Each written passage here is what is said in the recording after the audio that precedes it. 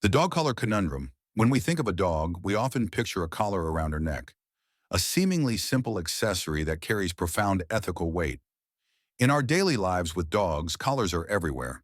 Tools of identification, mechanisms of control, and often deeply symbolic representations of both human care and dominion. But what does it mean ethically to put a collar on a dog? From the moment a dog becomes a pet, the collar is part of her new reality. It is the primary marker that this dog belongs to someone.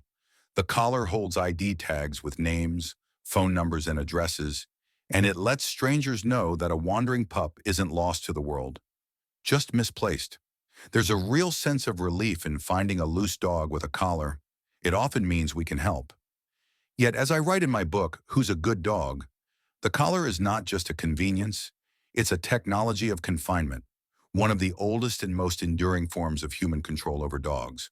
The collar is both practical and symbolic, a band of ownership wrapped around a neck. Collars show that a dog is no longer free roaming or wild. They mark dogs as good, as socialized, as integrated into human domestic life.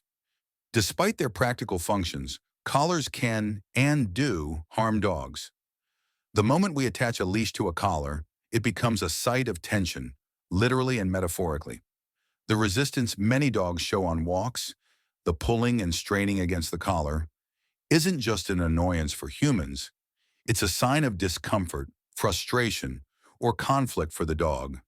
And worse, it's a common cause of injury. Certain collar types, such as choke chains, prong collars, or training collars with pressure mechanisms, exacerbate that harm. Marketed as behavioral tools, these devices often rely on pain, pressure, and startle, and they're nearly always misused. Proper timing, pressure, and consistency require expert training, and even then, the ethical question remains. Should we train dogs through discomfort? Veterinarian and behaviorist Karen Overall has noted that dogs on choke collars often learn to ignore the discomfort, which leads to sustained pulling, Overall 2013. That in turn can damage the dog's throat, your esophagus, or even eyes due to increased pressure. And even flat collars, when not properly fitted, can embed into the skin or pose strangulation risks.